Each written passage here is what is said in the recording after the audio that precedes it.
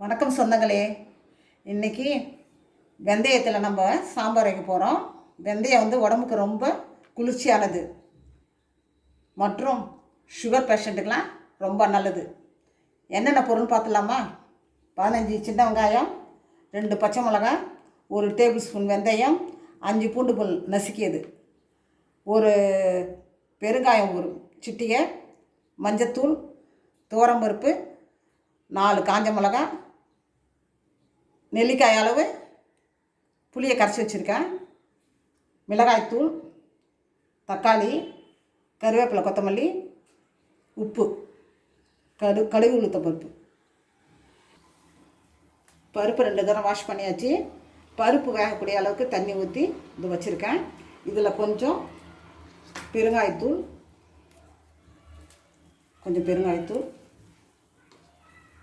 கொஞ்சம் மஞ்சத்தூள்,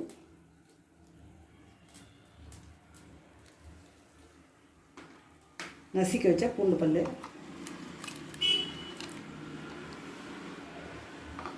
இப்போ வெந்தயத்தை கொஞ்சமாக எண்ணெய் ஊற்றி பொன்னிறமாக வறுத்து எடுத்துக்கணும்.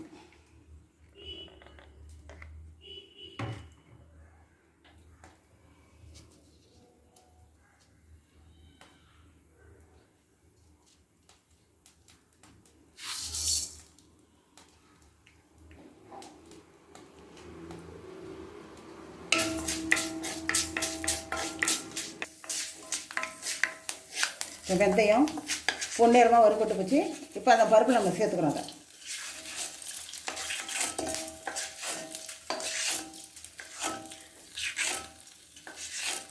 எண்ணெய் ஊற்றி வெங்காயம் பச்சை மிளகா வதக்கி எடுத்துக்கிறோம். 2 பச்சை மிளகாய், இந்த சின்ன வெங்காயம்,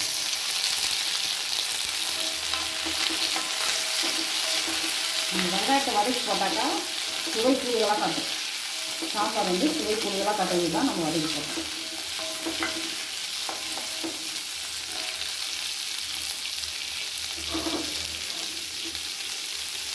வெங்காயம் நல்லா வதக்கியாச்சு. இதை நம்ம பருப்பில் போட்டு ஒரு 4 விசில் வச்சு எடுத்துக்கலாம்.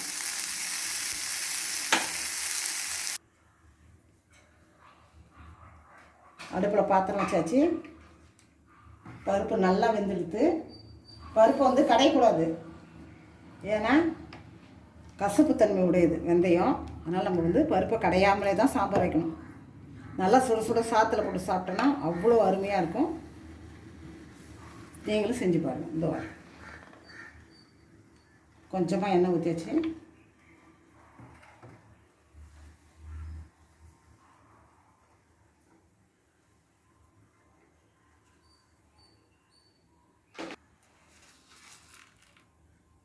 கடுகு துவப்பு போடுவோம். எண்ணெய் காஞ்சிடுத்து. ஒரு 1/2 டீஸ்பூன் கடுகு துவப்பு,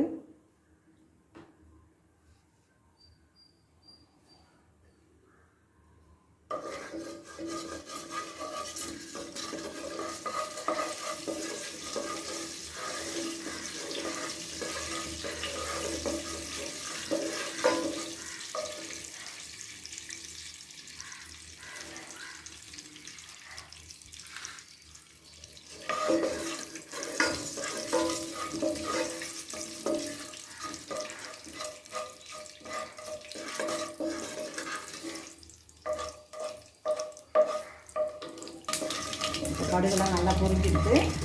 இப்போ ஒரு காஞ்ச மிளகாய் ஒரு 4 போட்டோம். இது நல்லா சேர்ந்ததும்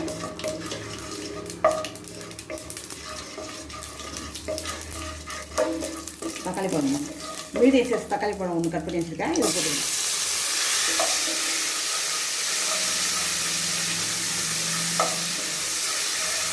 இது நல்லா வதங்கணும். தக்காளி நல்லா வதங்கிடுச்சு. இப்போ பருப்பு அதை சேர்த்துக்கலாம்.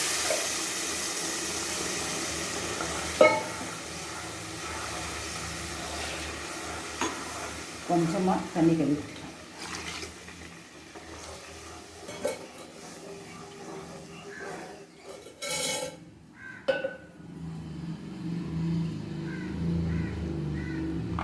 கொஞ்சமாக டேஸ்ட்டுக்கு குழம்பு மிளகாய்த்தூள், கொஞ்சமாக மிளகாய்த்தூள் சேர்த்துக்கிறோம்.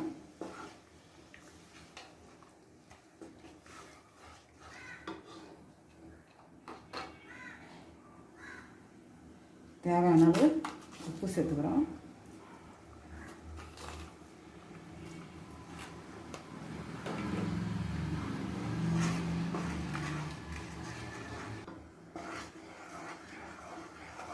ஒரு சின்ன எலுமிச்சம்பழம் அளவு புளியை கரைச்சி ஊற்றணும். ஏன்னா இதில் காய்கறி எதுவும் இல்லை, ஆனால் புளி ரொம்ப தேவைப்படாது.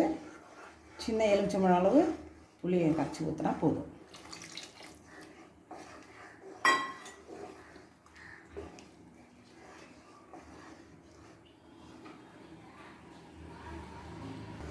குழம்பு நல்லா கொதிச்சுட்டு இந்த நேரத்தில் கொஞ்சமாக கருவேப்பிலை கொத்தமல்லி போடுவோம்.